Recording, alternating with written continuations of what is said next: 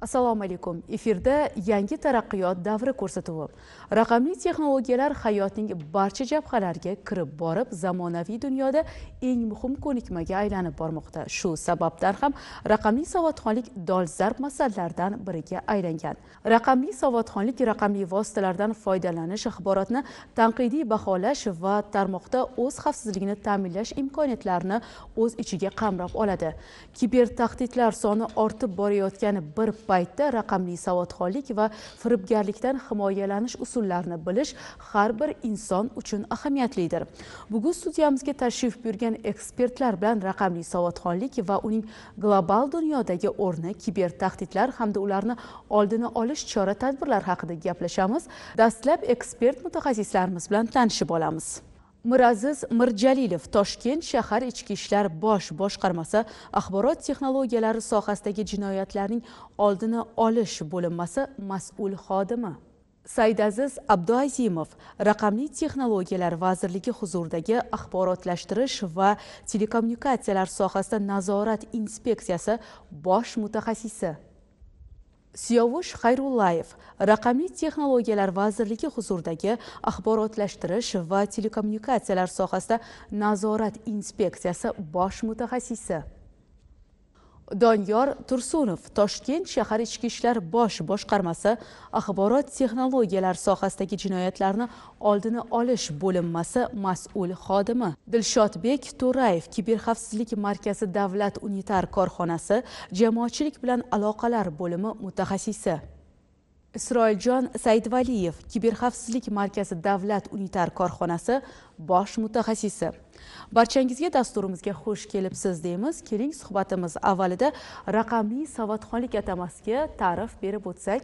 Marhamat. Raqamli savodxonlik bu raqamli texnologiyalar va resurslardan samarali foydalanishdagi bilim va ko'nikmalarning yig'indisi desak bo'ladi va uning ichiga aynan axloq va madaniyat, misol uchun, yoki asosan texnik ko'nikmalar kiradida. Texnik ko'nikmalar va kiberxavfsizlik sohasi ham aynan raqamli savodxonlikning bir ajralmas qismiga aylanib ulgurdi. Hozirgi kunda shaxsiy ma'lumotlarni har bir fuqaro yoki inson himoya qilishi shart kiber makonda. Chunki firibgarlar kun sayin yangidan yangi firibgarlik va hiyla nayranglarni o'ylab topmoqda. Shu o'rinda biz quvonarli holki, aynan o'zimizda fuqarolarimiz kiber madaniyati ham shu bilan parallel ravishda shakllanib, rivojlanib bormoqda. Asosan respublikamizning aksariyat qismi Telegram messenjeridan foydalanadi va firibgarlar APK fayl yoki exe fayllarni fuqarolarimizga jo'natish holatlari kuzatilmoqda. Va aynan ijtimoiy tarmoqlarda juda ham ko'p keladi. Demak, APK bu biz uchun kalit so'z bo'lishi kerak, to'g'rimi? Demak, bu qandaydir virus, qandaydir biz uchun kerak bo'lmagan ma'lumot, to'g'rimi? To'g'ri va fuqarolarimizga shuni aytgan bo'lar edik. Aynan siz qandaydir xizmatlardan foydalanmoqchi bo'lsangiz, Android qurilmalari uchun aynan Google Play Marketga yoki iOS qurilmalari uchun maxsus App Store do'konlariga murojaat qilishingizni tavsiya qilgan bo'lar edik. Va bundan tashqari aynan APK fayl va exe fayllarni yuklab olishni ketidan ko'pchilik o'ylaydiki, Telegramda ochganim hech nimaga aloqasi yo'q deydi. Yo'q, unday emas. Aynan uni yuklab olgandan keyin qurilmaning papkalariga kelib tushadi va undagi payme va misol uchun umuman pullik ilovalarning barchasini firibgarlar qo'liga o'tib ketish ehtimoli oshirib yuboradi. Rahmat ma'lumotlar uchun. Qo'shimchalar bo'lsa, marhamat, eshitishga tayyormiz. Qo'shimcha qilmoqchi edim hamkasbim fikrlariga. Marhamat. Juda ham to'g'ri gapirib o'tdilar. Bugungi kundagi shu muammolarimizni raqamli savodxonlik bo'yicha alohida.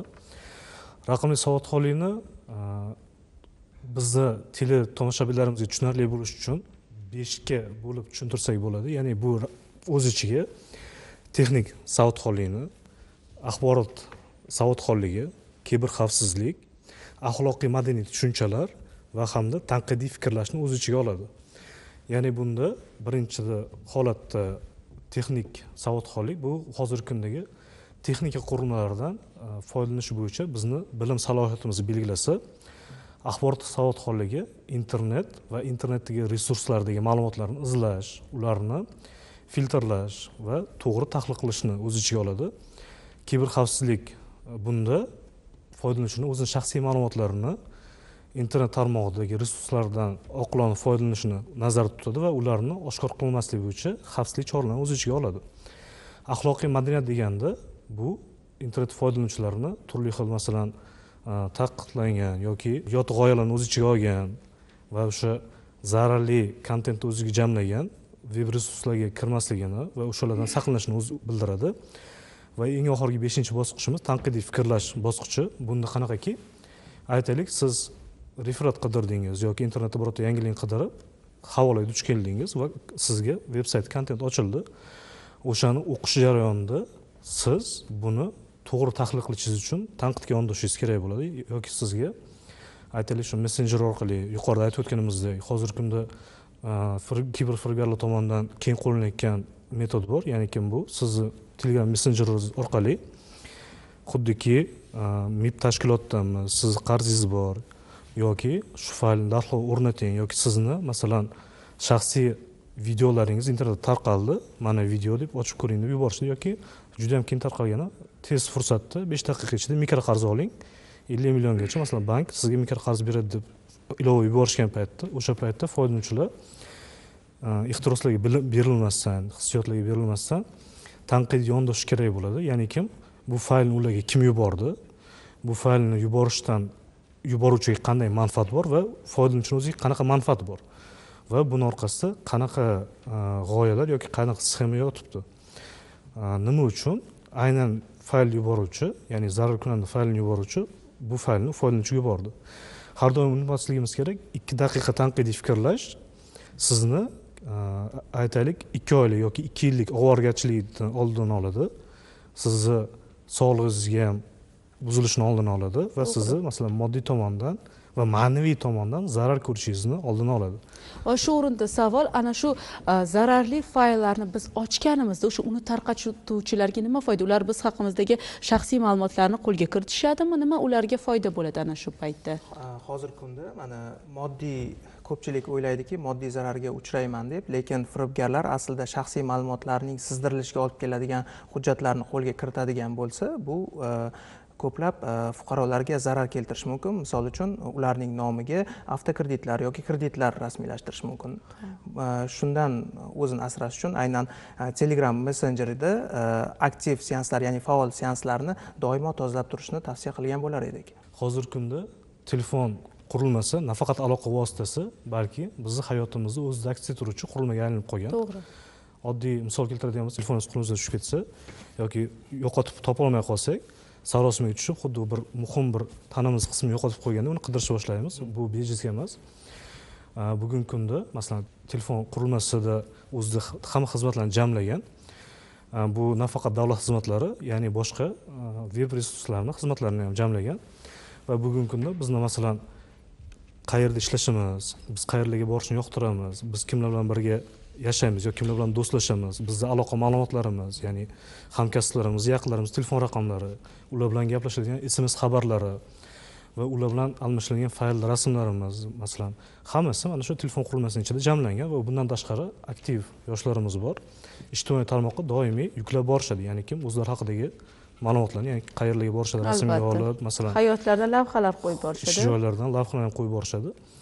Va butun bizning hayotimiz virtual tarzda telefon qurilmasiga ko'chgan va kiberfiribgarlarning maqsadi birinchi o'rinda mana shu sizning hayotingizga, ya'ni sizning shaxsiy hayotingizga kirib borish, masofadan kirib borish va sizning ma'lumotlaringizga egalik qilish. Mana shu ma'lumotlarga egalik qilish asosida ular sizga g'oyalarni singdirishi mumkin, qaysidir yolg'on fikrga ishontirishi mumkin va buning orqasidan nafaqat moddiy va balki ma'naviy zararga olib keluvchi holatlarga olib borishi mumkin. Rahmat ma'lumotlar uchun. Shu o'rinda yana bir savol.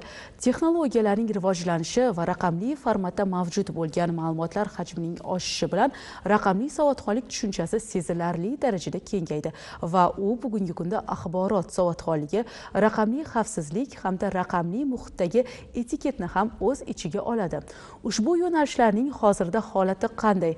Hayot jadallik bilan kechayotgan bir paytda odamlar axborotdan foydalanish madaniyatiga qanchalik amal qilmoqdalar? Marhamat, bu haqida kim fikr bildira oladi? Hozirgi davrda raqamli texnologiyalar hayotimiz bir bo'lagi bo'lib qoldi. To'g'ri. gadjetlarsiz, telefon qurilmalarsiz, planshet, noutbuklarsiz hayot tasavvur qilib bo'lmaydi. Shunaqa holatga kelib qoldik. Har bir misol uchun o'zimizga kerak bo'ladigan davlat xizmatlaridan foydalanishda ham shunaqa qulayliklar yaratildiki, o'zimizni mobil telefonlar orqali kerakli ilovaga kirib, misol uchun my.gov.uz ilovasi, soliq ilovasiga kirib, o'zimizga kerakli xizmatlarni o'sha gadjetlardan hech qayerga bormagan holda bir nuqtadan turib qabul qilib olishimiz mumkin bo'lib qoldi. Endi bu bizning yutuqlarimizdan bittasi. Oldin misol uchun qaysidir davlat xizmatini olmoqchi bo'lgan paytimizda davlat xizmatlari markaziga borardik. Davlat xizmat markaziga uchrashib, u yerda kerakli xodimni topib, undan so'rab o'sha xizmatdan foydalanish imkoni paydo bo'lardi. Hozir u bir nuqtadan turib o'sha kerakli xizmatni kerakli mobil ilovadan qabul qilib olishimiz mumkin. Hozirgi davrda mana yosh kattalar ham, yoshlar tugul, yosh kattalar ham bu narsadan bilishyapti. Ishonchligi bormi mana shu elektron, shu onlayn foydalanishga? Albatta, chunki bu mobil ilovalarimiz bizani uz domenidan ro'yxatdan o'tgan. Birinchidan mana Uzinfocom tashkilotimiz bor. Uz domeni bo'yicha ishlaydigan o'sha mobil ilovalar uchun uz domeni ro'yxatdan o'tgan adreslar berilishadi. Mana tahdidlar to'g'risida gapirilganda, kiber xavfsizlik borasida ba'zi bir fuqarolarimiz shu narsani, masalan, veb-sayt qanaqa tashkil topganligini bilmagan holda keraksiz havolani bosganda u veb-saytning strukturasiga ahamiyat berishmaydi-da. O'sha narsaga ahamiyat berishganda, misol uchun my.gov.uz tugashi uz bilan tugayapti domeni. Ba'zi bir havolarda u com taniqli bo'lmagan bir domen nomi bilan tugagan bo'ladi va u o'zbekcha yozilgan bo'ladi-da. Endi bu katta harf bilan yozilganini o'qishadi va kichkina harfiga ahamiyat berishmaydi. O'shani hisobiga demak o'zbekcha bunisiga ishonsa bo'ladi degan holda o'sha narsaga o'z ma'lumotlarini kiritib yuborishadi. Bo'lgan bu narsa ba'zi bir mana Telegramdan o'zini jalb qiladigan bir anaqalar bilan kelib qoladi va salyutlar yozilib, tabriklaymiz, havolaga kirib o'zingizni siz katta yutuqqa ega bo'ldingiz, o'zingizni olib oling degan ma'noda xabarlar kelib qolsa, shoshilgandan, xursand bo'lgandan bosib bu narsani ahamiyat berish kerak shu joyda. Bu o'zi veb-sayt anaqasi nima deydi, kelib chiqishi qayerda, qaysi davlatga borib taqaladi, o'sha narsaga ahamiyat berib va unutmaslik kerak, biz O'zbekiston hududidagi barcha nima deydi, davlat tashkilotlarining ko'rsatgan davlat xizmatlari uz domeni ostida tugagan veb-saytlar orqali xizmat ko'rsatiladi. Hattoki mobil bank ilovalari ham, masalan, Click.uz, hamma tashkilotlar, hamma xususiy tadbirkorlarning domeni o'sha uz domeni bilan tugagan hisobiga o'sha narsaga ahamiyat berishdi. Deylik, o'sha g'arazli maqsadli kishilar uz domeni bilan o'sha saytlar tashkil qilish imkoniyatiga ega emas-a?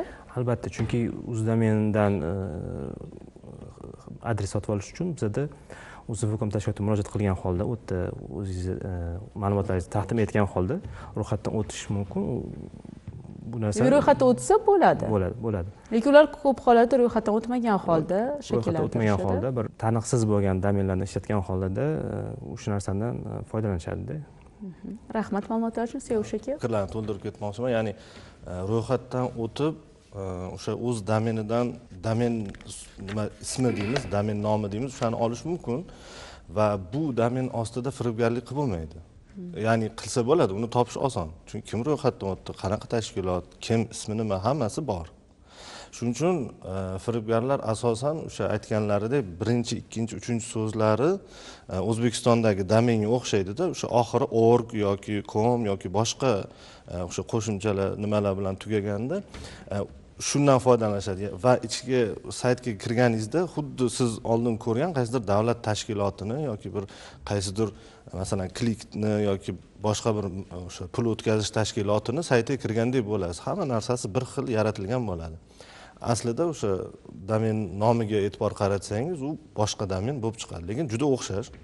Shunga alohida e'tibor berish kerak. Hozir raqamli savodxonlik bu menimcha asosiy markazga chiqdi. Ya'ni inson, har bir insonni va mamlakatimizdagi inson, butun dunyodagi va mamlakatimizdagi har bir insonni o'sha hozir misol keltirishdi, qo'llaridagi smartfonlarida butun dunyoning bilimi, butun dunyoni ma'lumotlari deyarli va butun dunyoni mobil ilovalari va boshqa o'sha saytlari jamlandi. Endi siz uydan chiqmay har qanday ma'lumotga ega bo'lishingiz mumkin. Bu albatta foydali. Lekin siz bundan to'g'ri foydalanishimiz kerak va siz aytgandek bugungi kunda ma'lumotlarning hajmi ham kundan kunga oshmoqda. O'sha hozir misol keltirdilar. Men qanchalik oshganini misol keltirmoqchiman. MyGov yagona internet davlat xizmatlari portali bor. Portalda 700 dan ortiq elektron xizmatlar ko'rsatiladi bugungi kunda va 9 milliondan ortiq foydalanuvchi bor. Bu endi siz o'sha yangi tug'ilgan yosh kattalar, juda yosh kattalarni hisobga olmasak, juda ko'p qismi hozir yoshlar, o'sha o'rta yoshdagilar foydalanmoqdamiz shundan. Ya'ni biz o'sha allaqachon kiber maydonni o'sha bir kiber maydonning ichidamiz hammamiz. Va aytmoqchimanki, bu kiber maydonda siz aytgandek kiber xavfsizlik masalasini o'ylashimiz kerak. Har bir narsani to'g'ri tushunishlarini so'rardim tomoshabinlardan. Har bir inson avvalo o'zini isloh qilib, o'zi kiber xavfsizligiga e'tibor berish kerak.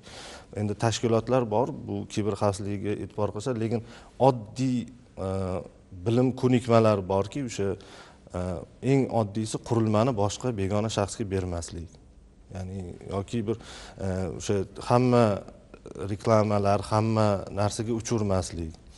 Keyin o'sha parol va o'sha login va parollarni tozalab turish masalasi yoki boshqa kompyuterdan kirganingizda login parollarni tozalab turish. Shu oddiy o'sha kiber xavfsizlikning o'zining gigiyenasi deyishimiz mumkin. Mana shunga e'tibor berish kerak. Bu o'sha birinchi darajadagi xavfsizlik elementlari deyishimiz mumkin. Va mana aholimiz, yurtdoshlarimiz raqamli savodxonlikka oid bilim va ko'nikmalarni qanday oshirishlari mumkin? Deylik, ko'pchilik endi o'sha qiyin vaziyatga tushgandan keyin dars oladi, keyin bu xatoni qilmaslikka harakat qiladi. Lekin bu voqealarda butunlay bexabar yurtdoshlarimiz ham bo'lishi mumkin. Ana ularni ogoh qilish maqsadida qanday ishlar amalga oshirilmoqda va qanday tavsiyalar beriladi ular uchun?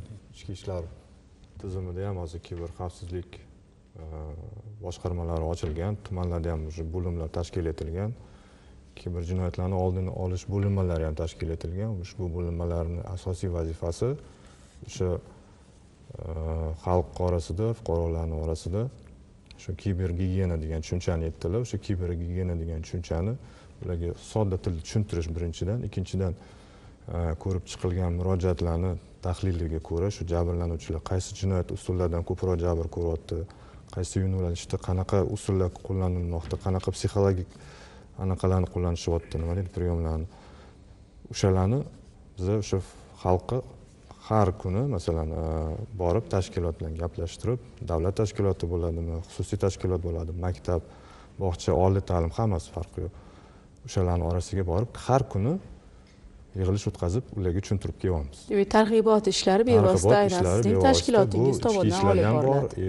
Bilamiz, bank tizimida ham bor, ularda o'zlarini tashkilotlari bor, shunaqa chiqib xalqqa tushuntiradigan, lekin ko'proq hozir bizda shu ichki ishlarni nima deydi, o'rni shu ko'proq targ'ibot uchrashuvlari, sababi kunlik bizning vazifamiz birinchi o'chiritda o'sha ko'proq aholini qamrab olish. Sizlar ko'proq xalqqa yaqinsizlar, chunki maktablarda, o'quv muassasalarida ham bunday tadbirlar o'tkaziladi.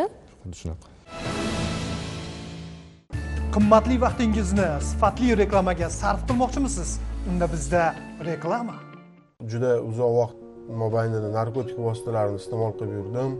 Uni oqibatlarini o'ylamadim. Iste'mol davrimda ishimdan ayrildim, yaqinlarimdan ayrildim, bor-budimdan ayrildim. Qaytadigan joyim qolmabdi, o'zimni gardobga tiqib tashlabman. Reabilitatsiya markazimiz narkomaniya, igromaniya, alkogolizm yo'nalishlari bo'yicha faoliyat olib boradi.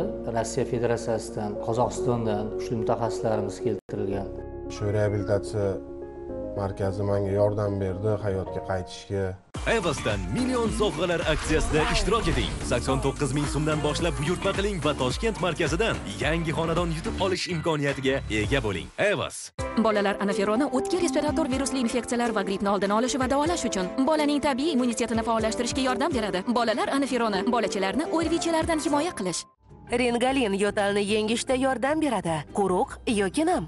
Rengalin quruq va nam yo'talni davolash uchun kattalar va 3 yoshdan katta bolalar uchun. Bolalar anafironi o'tkir respirator virusli infeksiyalar va grippni oldini olish va davolash uchun bolaning tabiiy immunitetini faollashtirishga yordam beradi. Bolalar anafironi bolachalarni o'rvichilardan himoya qilish. Rengalin yo'talni yengishda yordam beradi. Quruq yoki nam. Rengalin quruq va nam yo'talni davolash uchun kattalar va 3 yoshdan katta bolalar uchun.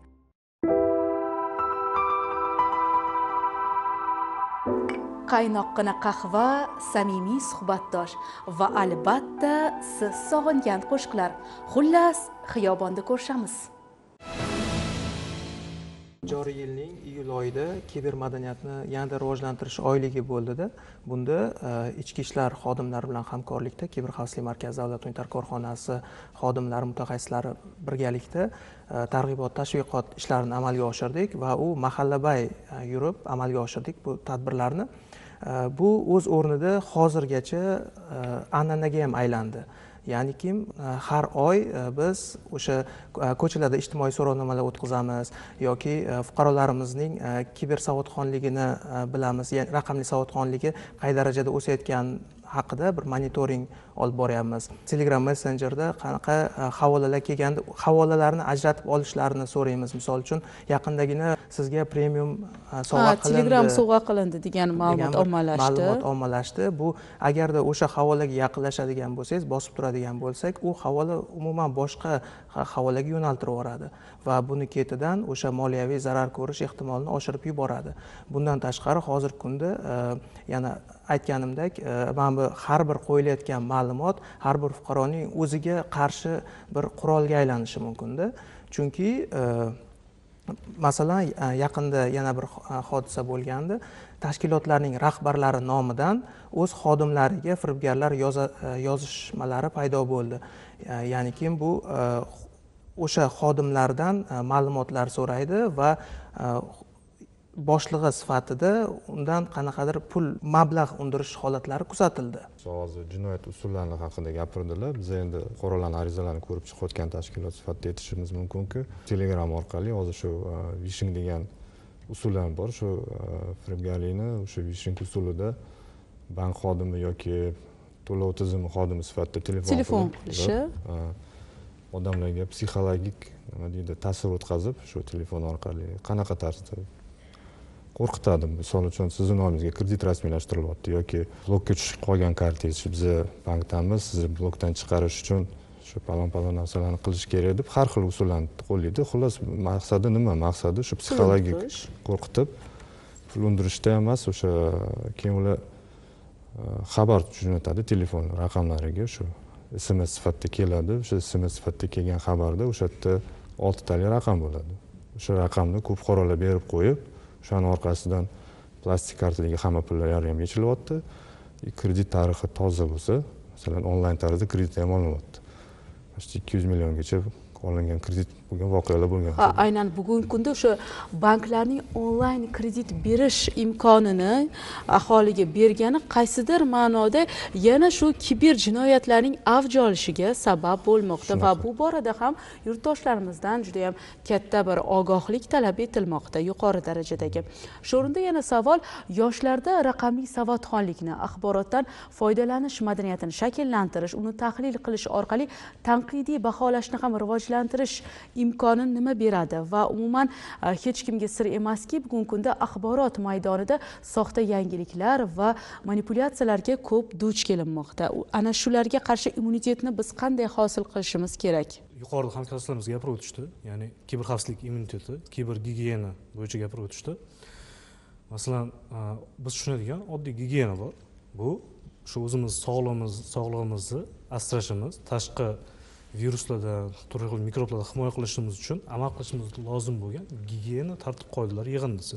Ya'ni shu qo'limizni yuvamiz, tishimizni yuvamiz, doim o'sha gigiyena qoidalariga rioya qilib boramiz va bu bilan biz o'zimizni tashqi ta'sirlardan sog'lig'imizni asraymiz. Kiber gigiyenada ham shu narsa talab etiladiki, ya'ni tashqi tahdiddan siz o'zingizni saqlamoqchi bo'lsangiz, birinchi o'rinda o'sha raqamli savodxonlikda yuqorida aytib o'tgan 5 ta bosqichimiz asosida amal qilish va talab qilinadiki, birinchi o'rinda ehtirosga berilmaslik. Chunki kredit berishdan tashqari hozir shunaqa firibgarlik turlari ham bor. Ya'ni sizga ish bilan ta'minlaymiz, mana uyingizda turib, oliy ma'lumotsiz ish stajisiz, hech qanaqangi suhbatlarsiz sizni uydan turib ish bilan ta'minlaymiz, masofadan ishlaysiz. Masalan, 8 milliondan boshlab oylik beramiz deb ishontirishadi va ularga talab qilinadi o'sha sizni pasportingizni yuborishingiz, anketangizni to'ldirish uchun va a'zolik badali bor. Ya'ni siz ishga kirishdan oldin sizni hujjatlaringizni rasmiylashtirish, sizga masalan alohida vaqt ajratish, sizni tibbiyot sug'urtalaringizni rasmiylashtirish uchun talab qilinadigan xarajatlar uchun ular pul so'rashadi. Ya'ni o'sha 500 ming so'm yuborsangiz, biz sizni hujjatlaringizni rasmiylashtiramiz va shu bilan sizni ish bilan ta'minlaymiz deyishadi. Pulni yuborgandan keyin ular aloqani uzishadi va shu bilan masalan boshqa ko'rinishda unga aloqaga chiqishadi. Ya'ni kim oldin ish beruvchi emas bo'lmasda boshqa ish beruvchi bo'lib aloqaga chiqishadi, chunki u bir marta aldangan odamni aldash yana oson va ular bundan foydalanishadi. Va bundan tashqari bugungi kunda ko'p ko'ryapmiz, turli xil saytlarni yaratib olib, masalan, chet elga ishga yuboramiz. Bizda masalan videolarni qo'yishadi, chet elda ishlaydigan xodimlar, yuborgan xodimlarimiz ish jarayonida videolarni qo'yishadi. U videolarni tahlil qilsangiz, YouTube'da qaysidir zavodni o'zini ish faoliyatini ko'rsatgan videolar bo'lib chiqadi. Umuman ularni yuborgan xodimga aloqasi yo'q. Shu orqali ham odamlar ishonchdan foydalanib pul ishlashyapti va kuni kecha bo'lgan murojaat biz kuzatib boramiz kiberfiribgarlik bo'yicha. Albatta. Hozir shunaqangi tashkilotlar ham paydo bo'libdiki, ya'ni masalan biz bilamiz, muddatli to'lov tizimlari bor. Ya'ni qaysi bankligini aytmaymiz, reklama qolmasligi uchun. Muddatli to'lov tizimlari bor. Ya'ni siz avtorizatsiyadan o'tib limit olasiz. Sizga masalan 800 mingdan 25 milliongacha, 50 milliongacha muddatli to'lov uchun limit berishadi. U tashkilotlar aloqaga chiqib reklama orqali shuna deyishyaptiki, ya'ni sizni limitingizni naqd ko'rinishga sizga olib kelib beramiz. Ya'ni masalan shu siz limitingizni faqat magazinga ishlata olasiz. Masalan, sizga 10 million limit berilgan bo'lsa, uni faqatgina muddatli to'lovga, hattoki masalan bank kartasi orqali limit berilgan bo'lsa ham bankomatdan yecha olmaysiz u pulni. Qo'lingizda karta bo'lsa ham, Humo karta bo'lsa ham bankomatdan yecha olmaysiz. Uni faqatgina magazinning o'ziga borib, o'sha yerdan tovar xarid qilib, shartnoma asosida foydalansangiz bo'ladi. Chunki bu magazinning shu muddatli to'lovlar bilan kelishuvi bor. Ular reklama orqali chiqishyapti, pullarni ko'rsatishadi. Mana biz 5 million, 10 million naqd qilib berdik, foizsiz naqd qilib beryapmiz. Bizga aloqaga chiqinglar deyishadi. Aloqaga chiqqan paytingizda hozir shunaqaki bank rekvizitlari bor. Bank rekvizitini kiritgan holda hisobingizdagi pulni boshqa tashkilotga o'tkazib bersangiz bo'ladi. Ular mana shu pullaringizni o'zlashtirib olishni amalga oshirishyapti, keyin aloqani uzishyapti. Va keyin shunaqa holat bo'lyaptiki, men kiberfiribgarlikda jabr ko'rganligi ichki ishlar xodimimiz, biz prokuratura xodimimiz yoki kiber xavfsizlik markazi xodimimiz, siz kiberfiribgarlikka uchrabsiz. Biz buni aniqladik monitoringda, bizga ariza qoldiring yoki arizangiz ko'rib chiqildi. Mana shu to'lov qilgandan keyin biz sizga shu pullaringizni qaytarishga yordam beramiz deb turib ham ulardan yana aldab moliyaviy firibgarlik bilan pullarni olib yana cho'chishtirib ketishyapti. Tushunarli, rahmat. O'zi zarar ko'rgan fuqaroga yana ikkinchi marta zarar berishyapti bundan. Marhamat. Yana qo'shimcha qilib aytsam, bu narsa bo'yicha mana fuqarolarning o'rtasida nomiga firibgarlar tomonidan kredit rasmiylashtirilyapti. Bu narsa bo'yicha juda ko'p murojaatlar kelib tushyapti. Bu narsalarni misol uchun mana o'tgan yili O'zbekiston Respublika hududida xohlagan ilovadan kredit olishdan oldin Face ID, ya'ni identifikatsiya litsa yuzi Face ID'dan o'tgandan keyin kredit rasmiylashtirish berildi. Mana shu yili noyabr oyidan boshlab MyGov.uz platformasi orqali kreditni, ya'ni muzlatib qo'yish, ya'ni freezing qilib qo'yish imkoniyati bor. Agarda fuqaro kredit olish xohishi bo'lmasa, o'sha через MyGov.uz platformasi orqali bemalol kreditini muzlatib qo'yish mumkin. Kreditning istoriyasini muzlatib qo'yadi o'shanda. Va uning nomiga hech kim kredit rasmiylashtira olmaydi. Ya'ni hech kim o'sha freezing turgan kredit tarixi muzlatiladi va u narsa o'zi xohlab o'sha MyGov.uzdan yechgandan keyin uni nomiga o'zi kredit olsa bo'ladi. Ya'ni shu funksiyani joriy etildi. Bu narsa ham yana bir muhim qadam. Ya'ni fuqarolar o'rtasida bu narsa jabr ko'rmasligi uchun bitta qadam. Albatta. Va shu o'rinda aytmoqchi edim, sun'iy intellekt bugungi kunda juda ham rivojlanib bormoqda jadallik bilan, lekin uchiga chiqqan, pixini yorgan o'sha kiber jinoyatchilar undan ham to'g'ri foydalanishni eplashyapti va o'sha mashhur insonlarning qiyofasidan, ularning ovozidan foydalangan holda turli jinoyatlarga qo'l urishmoqda va ko'plarni chuv tushirishmoqda. Marhamat, bu yuzasidan ham fikrlar bo'lsa eshitishga tayyormiz. Sun'iy intellekt texnologiyalari bo'yicha siz aytgan texnologiyalar hali O'zbekistonda unchalik ommalashgani yo'q, lekin bu ko'rishimiz mumkin texnologiyalar qanchalik tez rivojlanayotganini hamma sezib turibdi. hozirgi davrda deepfake texnologiyalari bor. U deepfake texnologiyalari ma'lum bir shaxsni masalan 10 tadan ortiq ovozi, 10 ta so'zni gapirganligi yozib olingan bo'lsa, xuddi shu so'zlarni tahlil qilgan holda uni nomidan, uni ovozi bilan uni gaplashishini taqlid qilish orqali uni shaxsdan foydalanish imkoniyati paydo bo'ldi. Shaxsan o'zim yaqinda ijtimoiy tarmoqda kelgan rolikda ko'rdim. Bu narsani buni blogerlar olib chiqishgan. Blogerlar biz hozir ijtimoiy rolik olyapmiz. Ijtimoiy test.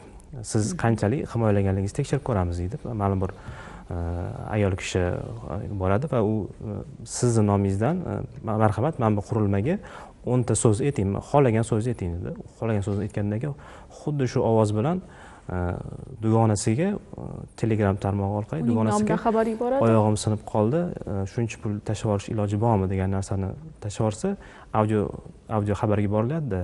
U narsani o'qigan dugonasi zudlik bilan pul tashlab olgan. U narsani shunaqa texnologiya. Endi bu rus blogerlar tomonidan qilingan. Hozirgi paytda endi o'zbek dialektini, o'zbekchalik dialektni o'xshatish uchun qanchadir vaqt qoldi deb o'ylayman. Bu narsaga endi shu narsani ham agar e'tibor bersa, o'zbek tilida aynan bu sun'iy intellektni ishlatish biroz qiyin kechadi. Muammolar bor. Chunki har bir ishonish qiyinroq. O'zbek aholisida har birini o'zini lahjasi, o'zini talaffuzi bor. O'sha narsaga ahamiyatli bersa, misol uchun o'zbekchada gapirayotgan bo'lsa ham, u yerda qanaqadir inglizcha yoki ruscha aksent paydo bo'ldimi, unisi o'xshamadimi, o'sha narsani ajratib olsa bo'ladi-da. Agar fuqarolar shu narsaga ham e'tibor berishni maslahat berardik. Hozirgi paytdagi deepfake texnologiyalar yana yuz ko'rinishi va videolarni tahrirlash orqali ham shu narsani ilojini topishyapti. Agar qaysidir taniqli shaxsni videosini olib turib, uni xohlagan mazmundagi gaplar bilan gapirtirib, u narsani masalan men ishondim shu narsaga, sizlar ham ishoninglar, shu havolani bosib ro'yxatdan o'tinglar degan videolar paydo bo'lyapti oxirgi paytda. Shu narsaga ham e'tibor berish yaxshi bo'lardi, chunki u videoni tahlil qilsa ko'rinib turadi. Video birinchidan sifatsiz bo'lishi mumkin, ikkinchidan tushmaydi, ifodasiga tushmasligi mumkin. Shunaqa texnologiyalarda ehtiyot bo'lishni shoshmasdan, demak mulohaza bilan o'sha tanqidiy qarash orqali bu muammolarga yechim topish mumkin. Aytgandek, tanqidiy fikrlash orqali shu narsani bu to'g'rimi ekan, yo noto'g'ri ekan, yoki o'zi tushunmagan bo'lsa, yonidagi yoshroq bir tanishidan, qarindoshidan so'ragan, mana shu narsaga ishonsa bo'ladimi, yo'qmi deb so'ragan ma'qul deb degan tavsiyalarni bergan bo'lardik. Albatta. Bitta qo'shimcha qilmoqchiman. Biz bu aytgan shu texnologiyani, masalan, biz shu sohani mutaxassis sifatida bilamiz. Bu haqiqatan ham montaj, lekin oddiy xalq, masalan, shu ko'pchilik ishonib qoladi shu narsaga. Ishonuv uchun, chunki bizning xalqimiz avvalambor ishonuvchi xalqda, sodda va ishonuvchilik bor.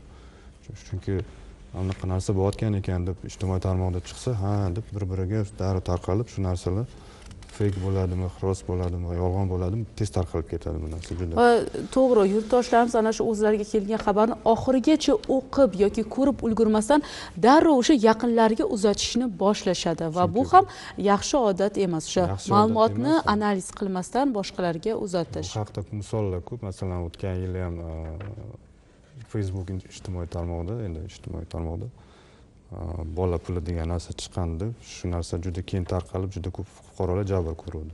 Bola yordam puli berilyapti degan narsani. To'g'ri. Va ma'lumki, raqamli mashinalar hayotimizning barcha jabhalarini qamrab oldi. Bu jarayon hayotimizga ko'plab qulayliklarni olib kirdi. Bugungi kunda raqamli savodxonlikning jamiyat ijtimoiy hayotidagi o'rni qanday deb o'ylaysiz? Endi o'sha raqamli savodxonlikka yana qaytamiz va uning ijobiy xususiyatlariga to'xtalib o'tamiz. Mana hozir bankomatlar har qadamda uchramoqda va ulardan foydalanish bizga faqat va faqat qulaylikni keltiradi, lekin ulardan foydalanish qoidalarini ham yaxshi bilishimiz lozim. Bo'lmasa yana ko'ngilsizliklarga duch kela boshlaymiz, to'g'rimi? Marhamat, Jo'sh aka. Sun'iy intellekt, raqamli texnologiyalar, elektron xizmatlarning o'rni oshib bormoqda va endi oxirgi 5 yilni kuzatadigan bo'lsak, o'rni shu darajada oshdiki, biz allaqachon oldingi o'sha qayergadir borib xizmatdan foydalanish, qayergadir o'sha hamkasbim keltirganda o'sha davlat xizmatlari markazlariga borib foydalanish yoki davlat organiga borib foydalanish bu tarixda qolib ketdi. Allaqachon biz platformalarga o'tdik. Shu oddiy pul o'tkazish masalasi, biznes masalalari, bu moliyaviy o'zingizning moliyaviy o'sha hisob-kitoblar hammasi smartfonda ilovalar orqali bo'lib qoldi. Yoshlarga aytmoqchi edimki, ko'proq kerakli kontentlarni o'qishga harakat qilinglar. O'sha firibgarlik haqida ko'p o'sha bilamanki, o'sha kiber xavfsizlik markazi, ichki ishlar vazirligini yoki biz O'zkom nazorat inspeksiyasini ijtimoiy tarmoqdagi sahifalarda biz har doim videoroliklar joylab boramiz. Shu videoroliklardan o'sha bu kiber xavfsizlikni qanday o'zimiz uchun qo'llashimiz kerak, firibgarlikdan qanday ogoh bo'lishimiz kerak, shularni o'rganib borishimiz mumkin va yoshlardan o'sha yuqoridagi hamkasblar fikriga qo'shilib har xil ma'lumotlarni tekshirishi, iloji boricha rasmiy axborotlardan foydalanishi, o'sha har qanday ma'lumotlarni ham tarqatmaslik, tahlil qilish va tanqidiy o'sha nazar bilan qarash kerakligini eslatib o'tmoqchiman. Va o'sha raqamli texnologiyalar oshgan sari endi bizga buni o'sha har xil firibgarlarni turlari ham, firibgarlarni yoki o'sha tahdidlarni turlari ham oshib boradi. Shuni unutmasligimiz kerak va raqamli savodxonlikni o'sha o'zimiz uchun avvalambor oshirib borishga harakat qilishimiz kerak. Shuni tavsiya qilaman. Rahmat ma'lumotlar uchun.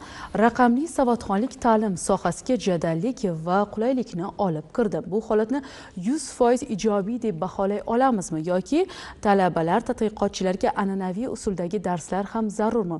Yoxud moddiy ko'rinishdagi kitoblarni izlab kutubxonalarga borishning ham o'ziga xos gashti bo'lib, yoshlarda tirishqoqlik, mas'uliyat kabi fazilatlarni shakllantirishga yordam bermaydimi? Chunki aksariyat yoshlarda aynan raqamli axborot vositalari sababli loqaydlik, beparvolik, dangasalik holatlarini ham kuzatyapmiz. Bunga munosabating qanday bildirasizlar? Maylimi? Endi bu shaxsiy fikrim. Albatta. Avvalambor kimnidir fikriga to'g'ri kelmasligi mumkin, lekin bugungi kunda zamonamiz tezlashib ketgan va bugungi kunda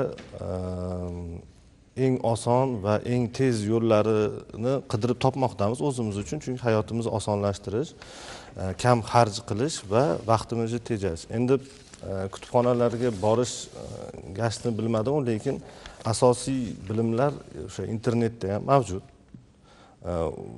O'sha masofaviy ta'lim bilan foydalansa bo'ladi. O'sha siz oddiy misol raqamli savodxonlikni ham masofaviy ta'limdan o'rgansa bo'ladi, turli nimalardan. Va o'sha turli kitoblarni nimadan masofaviy ta'lim orqali turli saytlar bor, turli nimalar bor, kitoblarni o'qish mumkin. Albatta siz aytgandek, har xil turdagi odam bor. O'sha kimdir kitob o'qib zavq oladi, kimdir jismoniy nuqtai nazardan kitob olib, sotib olib yoki kitob o'sha uyga buyurtma berib, kitob ochib varaqlab o'qishdan zavq oladi va bilim oladi. Bu o'sha turli shakli, lekin bugungi kunda ortdi deb o'ylayman. Kitobdan o'sha elektron formatdagi variantlaridagi va meni shaxsan o'zimni ko'p tanishlarim allaqachon audio formatdagi kitoblarga o'tib ketib bo'lishdi. Ya'ni turli ishlarni bajarasiz va o'sha kitobni tinglab ketaverasiz. Bu nuqtai nazardan allaqachon menimcha an'anaviy kitobni o'rnini sal kamaytirib qo'yishdi. Demak, raqamli texnologiyalarni o'sha ta'lim tizimiga, xususan o'sha kitoblar yo'nalishida kirib kelishini ijobiy baholash mumkin. Innovatsiya deyishimiz mumkin. Masalan, audio kitoblar innovatsiya sifatida foydalanish mumkin. Bor. Masalan, xullas даже oddiy talabalarimizni qarasak, o'sha internet orqali masalan diplom ishi bor, kurs ishlari bor. To'g'ri. Internet orqali kirib, birovlarning ishlarini masalan o'zlashtirib chiqarib olib berib, savodxonlik shunchalik ortib ketganki, ular qayerdan qanday ma'lumotni izlab topishni bilishadi va boshqalarni o'sha ijodiy ishlarni o'zlashtirishni ham amalga qo'yishgan. Shu jinoyatlar ham juda ko'p bo'lgan. Mana hamkasbim. Bu yerda bevosita mualliflik huquqlari buziladi. Yo'q, mualliflik huquqlari emas. Shu ish qilib ijtimoiy tarmoqlarda masalan kurs ishini qilib beramiz deb e'lon berishadi, shu soxta e'londa. Oldindan odamlar to'lov qilib qo'yadi. To'lov qilgandan keyin ushbu odamlar yo'qolib qoladi. birovni pulini yedi. Juda ko'p holatlar bo'lgan. Kiber jinoyat. Kurs ishlari, diplom ishlari. Bu narsa masalan uchun talaba o'zi o'rganib, o'zi izlab, o'zi topish kerak, lekin osonlik qidiradi. Misol uchun ijtimoiy tarmoqda osonroq va arzonroq joylarni topmoqchi bo'lib, o'sha firibgarlik tuzog'iga tushadi. Keling. Tez kunda yangilikning qaynog'i bo'ladi. Hozircha esa reklama. Juda uzoq vaqt mobaynida narkotik vositalarni iste'mol qilib yurdim. Uni oqibatlarini o'ylamadim. Iste'mol davrimda ishimdan ayrildim, yaqinlarimdan ayrildim. Bor-budimdan ayrildim. Qaytadigan joyim qolmabdi. O'zimni gardobga tiqib tashlabman. Reabilitatsiya markazimiz narkomaniya, igromaniya, alkogolizm yo'nalishlari bo'yicha faoliyat olib boradi. Rossiya Federatsiyasidan, Qozog'istondan kuchli mutaxassislarimiz keltirilgan. Shu reabilitatsiya markazi menga yordam berdi hayotga qaytishga. Evos'dan million sovg'alar aksiyasida ishtirok eting. 89 ming so'mdan boshlab buyurtma qiling va Kia Sonet avtomobilini yutib olish imkoniyatiga ega bo'ling. Evos.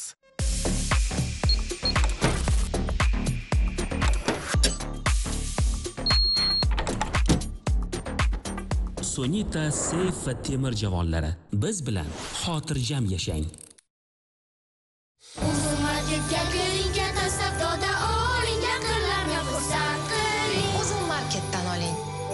Oila tanlovi shirin jo'xorisi va yashil no'xati bitta bankasi 9990 so'mdan. Luminar koshxona servisi 44 predmet 449 ming so'm.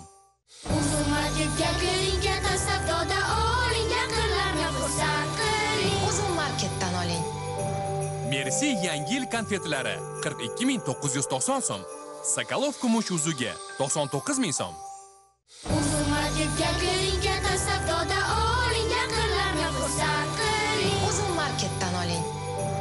Butun oila uchun yangi yil pijamasi 89 ming so'm. Wellsoft 2 kishilik pledi 149 ming so'm. Ishoning, juda ham qaynoq bo'ladi. Mana shunday holatlarda ular sizlarga murojaat etishadimi yoki mana og'zi kuygandan afsuslanib keyingi safar endi pishiqroq bo'laman deb ketarmi yoki bu jinoyat haqida ochiq ma'lumotlar berishadimi borib? Ma'lumot beriladi. Qidirishadimi o'sha jinoyatchini? Qidiriladi, topiladi. Topishni imkoni bormi? Endi ko'pincha mana ijtimoiy tarmoqlar ortiga berkingan shu kiber jinoyatchilarni topish mushkul deb eshitganmizda. Mushkul, lekin yildan yilga bu narsa ancha texnologiya rivojlangan sari bizani imkoniyatlarimiz ham kengaymoqda, qonunchilik ham bunga qarab to'g'rilanmoqda, sekin-sekin, asta-sekin hamma narsa ochilmoqda. Kiber jinoyatlar ham. Qo'shimchalar bormi, marhamat sizlar? Har bir fuqaroni murojaati biz uchun baribir muhimdir. Har bitta murojaatda siz bilan yondashib ko'rib chiqiladi bu narsa. Har bitta murojaat u narsa misol uchun 50 ming so'm, 60 million murojaat bo'lsa, 200 million, 300 million murojaat bo'lsa, ko'rgan zararni aytyapsiz. Ko'rgan zararlarni aytolman, lekin bu narsa baribir bitta fuqaroni murojaati bo'ladi va bu narsa hammasiga bir xil yondashilinadi. Bu narsa bo'yicha. Aynan O'zbekistonda raqamli savodxonlik darajasi qanday? Bu borada ham statistikalar o'rganilganmi? Mahallabay yurganimizda xuddi shunday ijtimoiy so'rovnomalar o'tkazamizda va unda raqamli savodxonlik darajasini tekshirayotganimizda shubhali havollarga kirmasligini, ikki faktorli autentifikatsiyadan foydalanamiz deyishadi yoki qandaydir kod kelsa uni begonalarga taqdim qilmaymiz. Begona o'zimizni yaqinlarimizdan sun'iy intellekt orqali qanaqadir ovoz keladigan bo'lsa, aynan unga telefon qilamiz degan holatlar, tekshirib ko'rish uchun telefon qilamiz degan holatlar ham bo'ladi. Eshitamiz o'zimiz va xursand bo'lamiz, lekin bu yerda bitta narsani tan olishimiz kerak, ijtimoiy injineriya deydi, ya'ni kuchli manipulyatsiyaga tushib qolish holati qanchadir vaqt davomida bo'lishi mumkin. Va o'sha vaqt davomida ular shaxsiy ma'lumotlari va moliyaviy zararga uchrash ehtimolini oshirib yuboradi. Ya'niki ko'pchilikni hozirgi kunda mo'may daromad qiziqtiradi va aynan o'sha mablag' uchun ular o'zining shaxsiy ma'lumotlarini taqdim qilish holatlari kuzatiladi. Demak, aholimiz mana hozir ancha muncha o'sha phishing usulidan xabardor bo'lib qolishgan. Plastika o'sha kodlarni aytishni o'sha o'zlariga lozim deb bilishmaydi. Buni o'sha jinoyatchiligini sezishadi. Va yana qanday usullar orqali xalqimizni ogohligini oshirsak bo'ladi? Kiber jinoyatlarga qarshi. aytib o'tganimizdek apk yoki exe fayllar yoki shubhali havolalar keladigan bo'lsa uni bosmagan ma'qul va bundan tashqari aynan ta'kidlagan bo'lar edim, 2 faktorli shu autentifikatsiya parollardan foydalanish kerak. 2 parol o'sha haqida izoh berib o'ting. Ya'ni sizning Telegram akkauntingiz, ya'ni shaxsiyingizni vzlom qilib buzib kirish holatlari kuzatiladigan bo'lsa, ikkinchi marotaba parol so'raydi va u parolni siz o'zingiz qo'ygan bo'lasiz. Sizdan boshqa hech kim kira olmaydi. Tushunarli. Demak, ana shunday usul orqali ham usuldan foydalanish mumkin. Ma'qul va shu aytib o'tganimdek faol seanslarni ham tozalab turish kerak. Faol seanslar deganda o'sha kelgan ma'lumotlarnimi? Keshlarnimi? Yo'q, nastroyka bor, nastroykada qurilmalar bor. Qurilmalarga kiradigan bo'lsak, o'sha yerda faol seanslar bo'ladi. Sizdan tashqari yana qandaydir ustroyство, qurilmalar mavjud bo'lsa, ularni o'chirib tashlash kerak. Lekin bundan oldingi savolda o'sha bilim, ya'ni talabalar kutubxonaga bormasdan onlayn ravishda o'sha kitob resursdan foydalanish, bu men tavsiya qilgan bo'lardim, ya'ni rasmiy resurslardan foydalanishni. Ko'plab hozirgi kunda saytlar shaxsiy ma'lumotlarni so'raydi va buni ketidan firibgarlar agar o'sha resursni egallab oladigan bo'lsa, u bilan birga o'sha foydalanuvchilarning shaxsiy ma'lumotlari ham o'tib ketishi mumkin. Shuning uchun ehtiyot bo'lish kerak. Ehtiyot bo'lib shaxsiy ma'lumotlarni taqdim qilish kerak. Qo'shimcha bordi. Juda ham to'g'ri savol berdingiz. Masalan, bugungi kunda masofaviy ta'limga o'tganmiz va shu bir narsa kitob o'qishni yoki qaysidir o'quv dargohga borib kurslarda qatnashib bilim olishni masalan o'rnini bosadim degan narsa. Bu savol quyidagicha berish mumkin. Masalan, 100 nafar fuqarodan yoki 100 nafar talabadan yoki 100 nafar masalan telefon foydalanuvchisini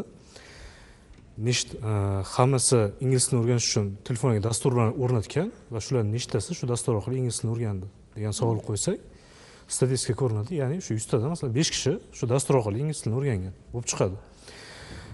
Ya'ni bu yerda asosiy bitta muammo bor, bu fokusning yo'qotilishi deydi. Ya'ni kim eskidan tajriba bor, bilim olish uchun sizni vaqtingiz yetmaydi emas, vaqtingiz yetarli, sizni diqqatingiz yetmaydi deydi.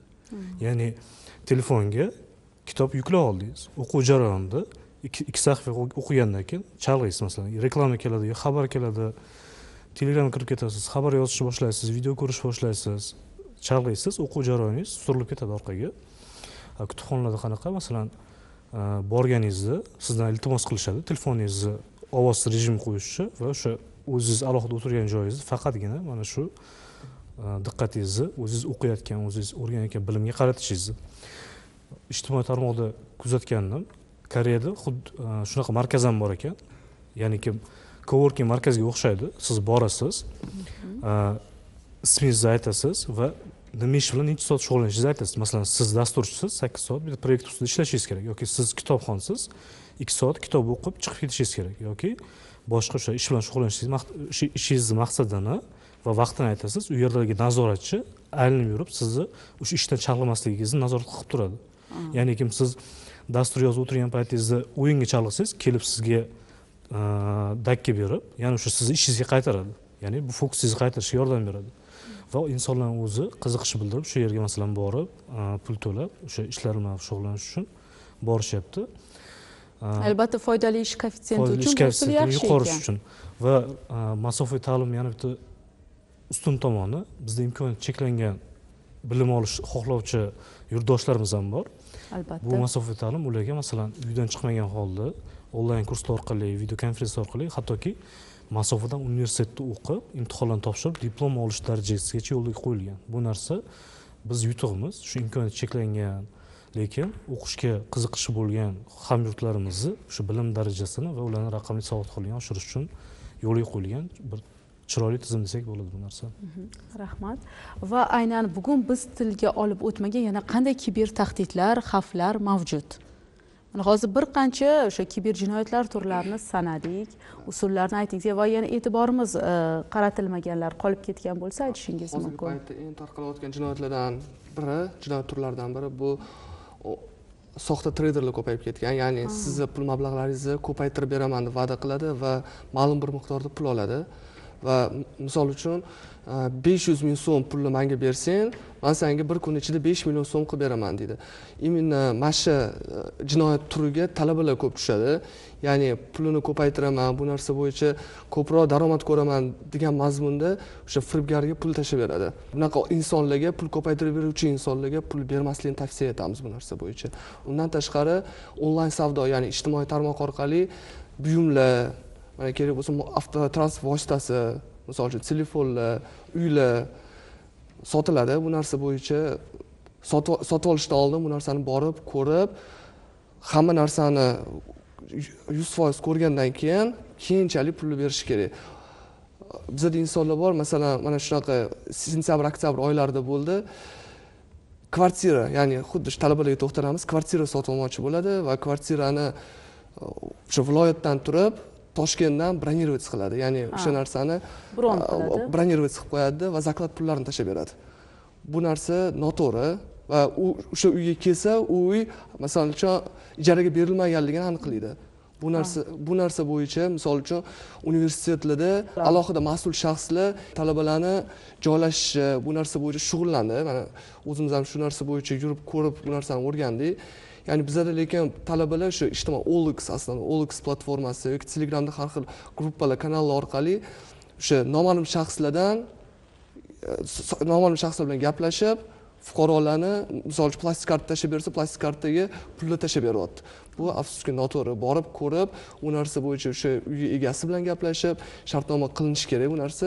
Lekin bu narsani qilmasdan oldindan turib pullarni tashlab berishyapti. Xuddi shunaqa telefonlar, xuddi shunaqa avtotransport vositalari. Va aynan kiber tahdidlarni deyarli barchasi moliyaviy jihatga borib taqaladi, to'g'rimi? Barchasi o'sha pullarni yechib olish, pullarni o'zlashtirishga qaratilgan hisoblanadi. Hamkasbimning fikrimga qo'shimcha qilib aytmoqchimanki, o'zi aslida bu jinoyatlarning tagida qanaqa muammo turibdi? Muammo bittada, bu fuqarolarni bilmagan, tanimaydigan, ko'rmagan manbaga, o'sha shaxsga oldindan pul to'lov qilish. Eng katta xato shu deb hisoblayman. U qanaqa brendoviy narsalar bo'lishidan qat'iy nazar yoki shu ijara bo'ladimi yoki telefon bo'ladimi yoki boshqa narsa bo'ladimi, shu hammasi imенно shu onlayn savdoga tegishli bo'lgan narsani avvalambor olishdan oldin biz doim shuni aytaman-ku, manbani tekshirish kerak. Qanchalik bu haqiqatga yaqin yoki o'zini o'rnini qozongan, hammani qulog'iga eshitilgan, tekshirilgan manbalardan foydalanish kerak deb tavsiya berardim fuqarolarga. Rahmat. Mana bugun dastur davomida raqamli savodxonlik, kiberxavfsizlik masalalariga yetarlicha to'xtalib o'tdik. Ana endi xulosaviy fikrlar va taklif va tavsiyalarni eshitishga biz tayyormiz. Marhamat. Endi oltin qoida bo'lishi kerak deb o'ylayman. Har doimgi nima deydi, bir nechta qoidadan iborat bo'lishi kerak. Birinchidan, bank kartalari va bank ma'lumotlari sizga hech qachon, ya'ni fuqarolarga hech qachon bank xodimi sizga telefon qilmaydi. Har qanday bank xodimi sizga telefon qilib, sizni operatsiyalaringiz yoki amaliyotingizda nimadir bo'layotganini so'rab olmaydi. Shu narsaga e'tibor berish kerak. Agarda sizga qo'ng'iroq qilgan bo'lsa, shunaqa, men sizni bank xodimiman, sizni plastik kartangizda qanaqadir shubhali narsalar kuzatilyapti degan ma'noda xabar topib, shu narsaga sizga qo'ng'iroq qilsa, darhol uni qo'yib qo'yganingiz yaxshi. Chunki hech qachon bank xodimi telefon qilmaydi. Bu birinchi qoida. Ikkinchi qoida, har xil o'ziga tegishli ma'lumotlarni, sizga tegishli, ya'ni bank karta raqamlari, boshqa bo'ladi bu narsa. Ba'zi bir holatda endi baxtli onlar deydi-yu, ijtimoiy tarmoqlarda mana men gul oldim deb joylasa, yonida plastik karta shunday ochiq holda turgan bo'ladi. Mana shunday tomonlarda ham ehtiyot bo'lish kerak. Shu narsani ham ko'rgan firibgarlar shuni kuzatadi, ijtimoiy tarmoqlarni biladi, foydalanuvchini nickname'ini bilgan holda unga boriq narsani ham bilib olish mumkin-da. O'sha narsaga ehtiyot bo'lish kerak, joylamaslik tavsiya qilinadi. Shuningdek, har xil shubhali havolalarga kirmaslik. Misol uchun o'zim amaliyotdan kelib chiqadigan bo'lsa, u ortiqcha narsani sotish uchun e'lon joylaganman. Joylagandan keyin unga telefon raqamini ham joylaganman. Uni firibgarlar u narsani telefon raqamini olgandan keyin uni Telegram ijtimoiy tarmog'ida topib, menga darhol xabar yo'llamoqda. Men uzoqda edim. Agar bank karta raqamingizni bersangiz, siz narsangizni sotib olishga tayyorman. deydida, kod keldi, e'tiborsiz bo'ldi. Savdolashmaydi, boshqa qilmaydi. Birdaniga sizga qiziq bo'lmagan narsani birdaniga sota olmoqchi. Bu albatta shubhali. Shubhali. Shu narsa boshida aytildi, shu tanqidiy fikrlash. Tanqidiy fikrlash, shu narsa haqiqatmikan, yo'q, haqiqat emasmikan, u kerakmikan. Shu 3 ta qoidani, oltin qoidani eslab qolinsa, menimcha ko'p narsada ehtiyotkorlik va be'tiborli bo'lmagan holda bu narsaga ahamiyat berilsa, ko'p noxushliklarning oldi olingan bo'lardi. Rahmat, Sevush aka, sizdan xulosalar, takliflar. Tomoshabinlarga tavsiya qilardim, kiber maydonda tanqidiy fikrlashni har bir masalada olib boring. Ya'ni ma'lumotlarni tekshiring, rasmiy ma'lumotlardan foydalanishga harakat qiling va bu o'sha biror bir saytga kirishdan yoki saytga ma'lumotlarni kiritishdan yoki o'sha Telegramdan kelgan turli o'sha ilova ko'rinishidagi o'sha APK bu ilovani kengaytmas. O'sha ilovani yuklab olishdan oldin bu nimaligiga qiziqing va boshqa qiling va kimdan kelgan aslida shu narsalarni qiziqish va o'sha kiber gigiyena dedik, shunga ham rioya qiling. Bu o'sha birinchi darajali tavsiyalar hisoblanadi.